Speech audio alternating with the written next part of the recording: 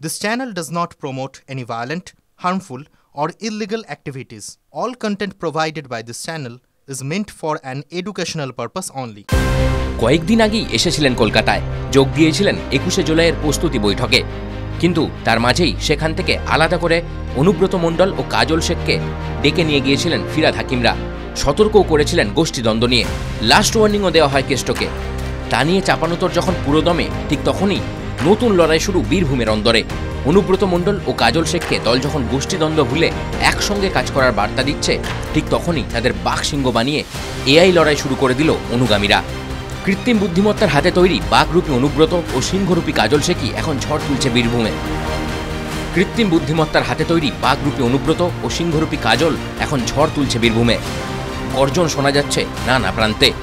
AI এর মাধ্যমে বানানো হয়েছে আস্ত রয়্যাল বেঙ্গল টাইগার, জড়িয়ে ধরছে অনুব্রত মণ্ডলকে। পাল্টা কাজল শেখের অনুগামীরা বানিয়েছেন সিংহ, সেই সিংহ এসে জড়িয়ে ধরছে কাজল শেখকে। পাল্টা যুক্তিও দিচ্ছেন দুই পক্ষ, কেউ বলছেন আমার দাদা বাঘ, তো কেউ বলছেন আমার দাদা সিংহ। কিন্তু ২৬-এর ভোটে এই লড়াই কতটা যুক্তিযুক্ত হবে, সেই প্রশ্ন ঘোরাফেরা করছে রাজনৈতিক মহলে। এদিকে দল বার্তা দেওয়ার পর কিছুটা হলেও মুখে কুলু পেটেছেন অনুব্রত কাজল, কিন্তু অনুগামীদের আটকাবে কে, সেটাই এখন লাখ টাকার প্রশ্ন। আমি একটা ভিডিও পোস্ট করেছিলাম গত কয়েকদিন আগে, সেটা যথেষ্ট পরিমাণের ভাইরাল হয়েছিল। ভিডিওটা হচ্ছে আপনার একটা বাঘ এসে কেষ্টদাকে জড়িয়ে ধরছে। হ্যাঁ, তো এটা করার কারণ হচ্ছে যে আমাদের বীরভূম সহ রাজ্যের মানুষ কেষ্টদাকে বাঘ মনে করে। এবং বাঘ বলতে গেলে আমরা একটা বলেছিলাম আগের ইয়েতেও আমি, যে বাঘ বলতে গেলে ধরুন কোনো জঙ্গলে হিংস্র বাঘ নয়, রাজনৈতিক প্ল্যাটফর্মের বাঘ।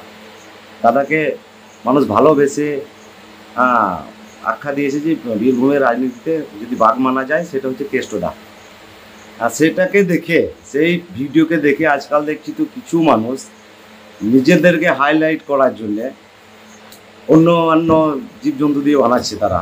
যাই হোক, কোনো অসুবিধা নেই, বানাতে পারে, সবার স্বাধীনতা রয়েছে, অবশ্যই করতে পারে। কিন্তু বীরভূমের বাঘ বলতে, বীরভূমের বাঘ নাম শুনলেই সবার মাথায়, তৃণমূল কংগ্রেস সহ বিরোধীদের প্রত্যেকটা মানুষের মাথায় চলে আসে, সেটা হচ্ছে কেষ্টদার নাম। কে কি করেছে না করেছে আমি দেখি নাই। প্রথমত বলে রাখি যে মাননীয় মুখ্যমন্ত্রী মমতা বন্দ্যোপাধ্যায় ও যুবরাজ অভিষেক বন্দ্যোপাধ্যায় যে বীরভূম জেলাতে নবরূপকার রূপে যে আমাদেরকে উপহার দিয়েছেন সভাধিপতি হিসাবে মাননীয় ফাইজুল হক ওরফে কাজল শেখ মহাশয়কে, যেভাবে বিরোধীদের প্রতি যে গর্জন করে উঠছেন, তিনি প্রতিবাদ করছেন, যেভাবে একদিকে বিরোধীরা বাংলাকে পেছিয়ে নিয়ে যাওয়ার চেষ্টা করছে, আর একদিক থেকে আমাদের কাজল শেখ মহাশয় ফাইজুল হক প্রতিনিয়ত উন্নয়নমূলক কাজকে এগিয়ে নিয়েছে। আপনারা দেখেছিলেন কয়েকদিন আগে কোনো এক বক্তা বিজেপির বলেছিল জেলা পরিষদকে ভেঙে গুড়িয়ে দেবো। সেই সময় আমরা তীব্র প্রতিবাদ করেছিলাম যে কাজল শেখ মহাশয় যে গর্জনটা করেন সে সিংহের মতো, তাতে আমরা খুব খুশি এবং আমরা সবাই ওনার সাথে ছিলাম, আছি, আগামী দিনেও থাকতে চাই। আমার মনে হলো যে জেলা পরিষদের সভাধিপতি মাননীয় কাজল শেখ এবং ফাইজুল হক মহাশয় আমাদের কাছে সিংহ।